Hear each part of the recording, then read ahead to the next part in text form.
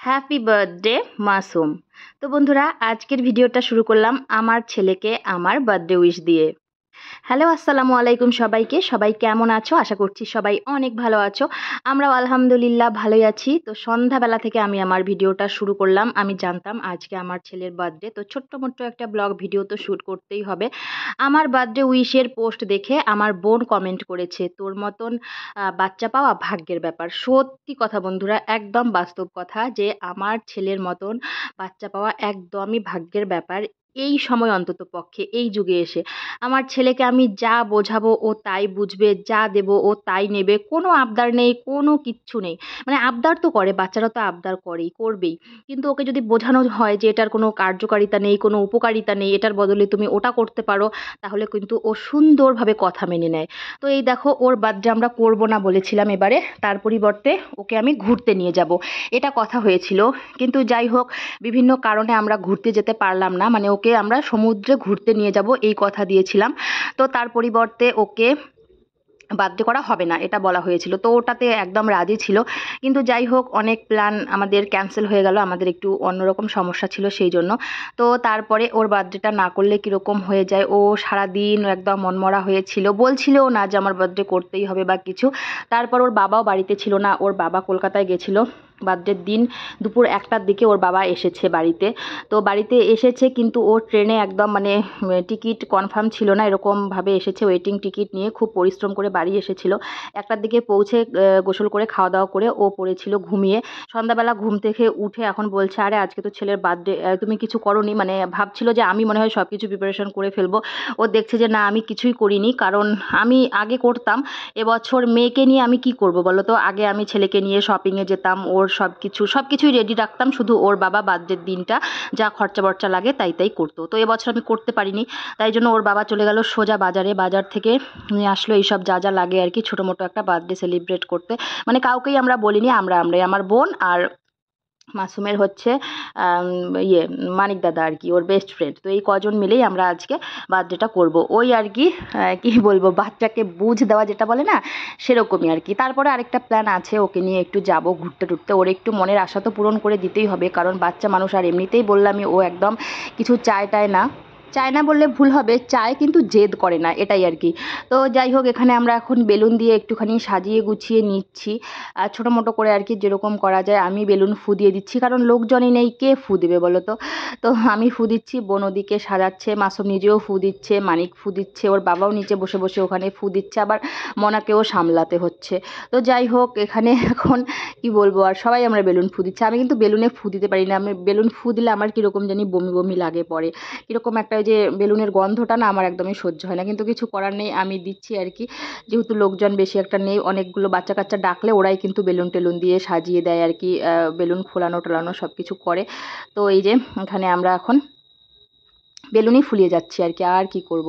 আবার রেস্টও করে নিচ্ছি মাঝে মাঝে, গুনে গুনে দিচ্ছি যে এই কটাই লাগা। আবার বোন বলছে আরও লাগবে, তারপর আবার মানে বের করছি প্যাকেট থেকে। বড় বড় দুটো প্যাকেট নিয়ে এসেছে। তো লাল আর সাদা নিয়ে এসেছে। আমি বলেছিলাম যে সাদা আর নীল রঙের নিয়ে আসতে, তো নীল রঙের মনে হয় পায়নি, তাই জন্য লাল রঙের নিয়ে এসেছে।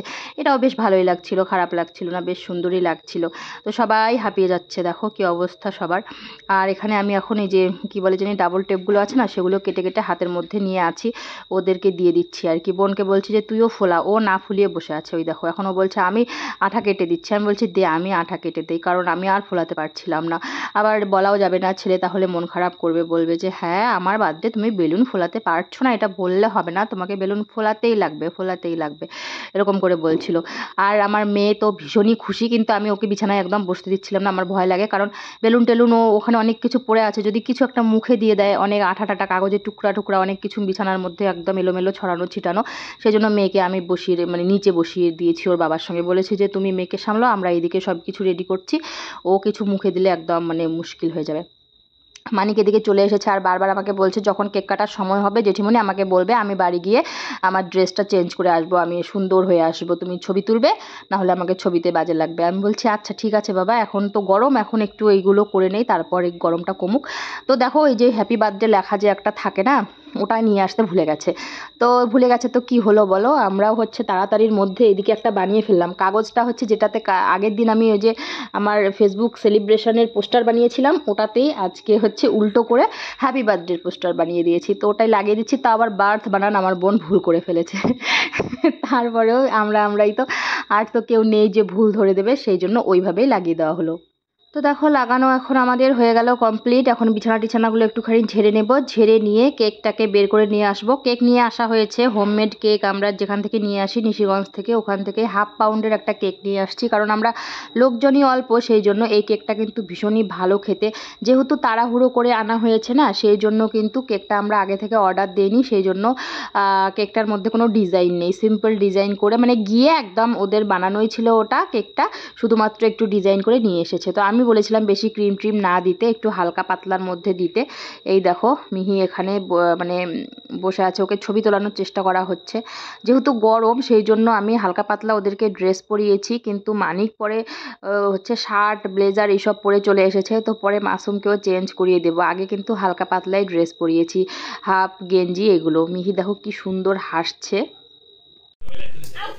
Happy birthday to you. Happy birthday to you.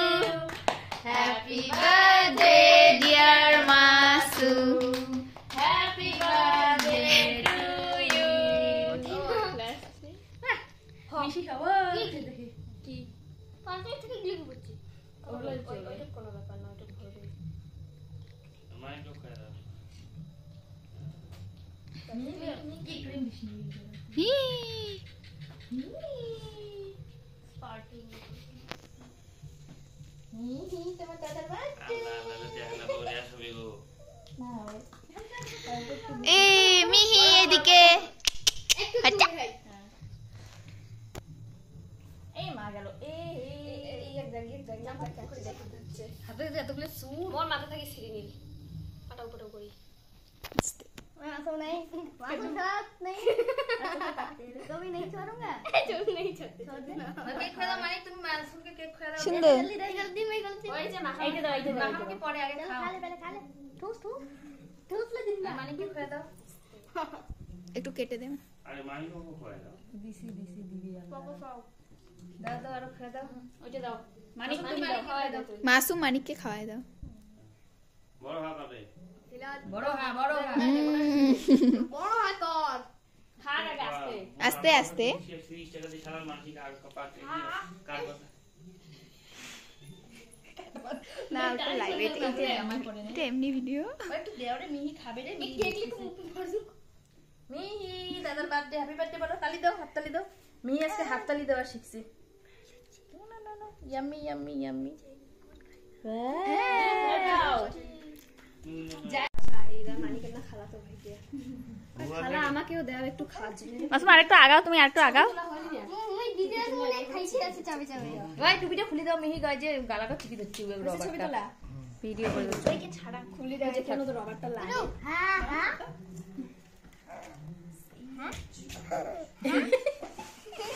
আসলে আরে বুঝছে যে আজকে স্পেশাল কিছু হবার আছে এটা এরানি বুঝি মোর ছবি তুলি না রে না দুই ভাই বোনের কেমিস্ট্রিতে দাও তোমার ছবি তুললে তো কি ও দুই ভাইয়ের কেমিস্ট্রিতে কেমন চলছে ভাই বোনের দেখো সুন্দর দেখ এখানে মানে দে বাবা ওই ক্রিম দিস না বাবা তুমি আরেকটু আগাও না ক্রিম দিস না তুমি এইখানে গিয়ে দাঁড়াও বাবা ক্রিম খেলে ও কাশে তুমি কেকটা দাও না কেকটা ভালো বড় বড় করে দে ওখানে করে আর একটু বড় করে দে গামছা তো আছে না খাও এটা দিতে মানে না দিতে ওই যে টাওয়ালটা দিয়ে মসো ওই যে টাওয়াল গ্রুপ টাওয়াল এসে ভালো দিয়ে দিছিস দেখো আমাদের কেক কাটা শেষ হয়ে গেল। এখন এখানে চলছে একটুখানি ফটো সেশন। তো অনুষ্ঠান হবে, সাজগোজ হবে, আর একটু ছবি তোলা হবে না, এটা তো হতেই পারে না। ছবি তোলার পরে আমাদের হবে খাওয়া দাওয়া। আর ওর বাবা যখন বাজারে গেছিলো, নিশিগঞ্জ বাজারে গেছিলো, সেখান থেকে একবারে বিরিয়ানি কিনে নিয়ে এসেছিলো। বলছিল যে বাচ্চা নিয়ে আর কি রান্না বান্না করবে, টাইমও ছিল না, যেহেতু সন্ধ্যার পরে আমাদের প্ল্যানিং, সেই জন্য। তো এই যে এখানে দিয়েছে পেঁয়াজ, শসা আর বিরিয়ানি। এটাই ছিল আমাদের আজকের বার্থডের খাওয়া দাওয়া। তো বাড়িতে বানাতে চেয়েছিলাম, বাট বিরিয়ানি বানানো তো এত হ্যাপার কাজ বাচ্চা নিয়ে, সম্ভব নয়, সেই জন্য কিনে আনা হয়েছিল। তো এখানে দেখো খাওয়া দাওয়া বসে গেছে। এখানে সবাইকে একবারেই দিয়ে দিলাম আগে, ওরা আগে খেয়ে নেবে, তারপর আমি খাবো। তো আমি তো সবসময় মজা করি, এটা সেটা বলতেই থাকি। তো এখানেও আমার বকবকানি চলছিল, ওদেরকে আমি অনেক কিছু বলছিলাম, মজা করছিলাম, সবাই শুধু হাসছে। আর মিহি ওইদিকে খাচ্ছে ওপরে, ওকে একটুখানি আর কি, ও দেখে তো অস্থির, এই দেখো নামতে চাচ্ছে, ও সবার সঙ্গে বসতে যাচ্ছে। তোর বাবা ওকে উপরে হচ্ছে একটুখানি খাইয়ে দিচ্ছে, হালকা একটু সাদা ভাতগুলো নিয়ে ওকে একটু খাইয়ে দিচ্ছে আর কি, ট্রাই করাচ্ছে।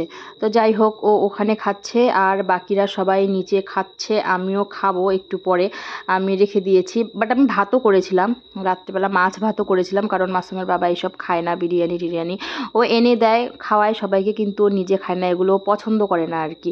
আর শেষে দেখো আমাদের এই যে বেলুনগুলোর এই অবস্থা, সবাই একদম কি বলবো কাহিল হয়ে গেছে। অনেকক্ষণ ফ্যান বন্ধ রেখেছিলাম, কিন্তু থাকা যাচ্ছিল না গরমের জন্য, সেই জন্য দেখো এখন ফ্যান দিয়েছি, সবাই পড়ে যাচ্ছে। চলো আজকের ভিডিওটা এই পর্যন্তই, সবাইকে টাটা।